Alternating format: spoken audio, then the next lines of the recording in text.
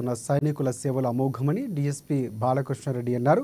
వికారాబాద్ జిల్లాలోని తెలంగాణ గురుకుల బాలికల పాఠశాలలో ఘనంగా కార్గిల్ విజయ్ దివస్ జరిపారు. కార్గిల్లో అమరులైన వీర జవాన్లకు కొవ్వొత్తులు వెలిగించి శ్రద్ధాంజలి ఘటించారు. ఈ కార్యక్రమంలో తాండూరు డీఎస్పీ బాలకృష్ణారెడ్డి ముఖ్య అతిథిగా హాజరయ్యారు. ఇక కార్గిల్ యుద్ధంలో ఎందరో సైనికులు వీరమరణం పొందారని గుర్తు చేశారు. దేశ రక్షణ కోసం ప్రతి ఒక్కరూ సైనికులను స్ఫూర్తిగా తీసుకోవాలని సూచించారు. ఇప్పుడు సిమిలర్గా మన బార్డర్లో ఉన్న సైనికులు నిరంతరం 24 hours 365 days ఎలాంటి పొరపాటు లేకుండా మనల్ని కాపాడుతున్నారు కాబట్టి మనం సెక్యూరిటీగా ఉన్నాం. ఈ సెక్యూరిటీ అనేది మనం అనుభవిస్తున్నాం పుట్టినప్పటి నుంచి కాబట్టి మన యొక్క విలువ తెలీదు.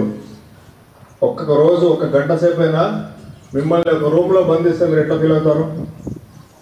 వన్ డే ఒక 1 hour ఎవరు మాట్లాడకుండా ఏమి లేకుండా ఒక రూమ్లో బంధిస్తే ఇన్సెక్యూర్ ఫీల్ అవుతారా లేదా? Just 1 hour. మనం ఇంతకాలం నుంచి మనం సెక్యూరిటీగా ఉంటున్నామంటే దానికి కారణం మన యొక్క సైనికులు. ఐటీబీపీ కావచ్చు, సిఆర్పిఎఫ్ కావచ్చు, బిఎస్ఎఫ్ కావచ్చు, ఇలా రకరకాల వాళ్ళు ఉంటారు. ఇప్పుడు కార్గిల్ యుద్ధం ఎక్కడ జరిగింది? Place, exact location Kargil. మీరు సియాచిన్ అనే పేరు విన్నారా? సియాచిన్. గ్లేసియర్ అనే పేరు విన్నారా? గ్లేసియర్ అంటే ఏంటి?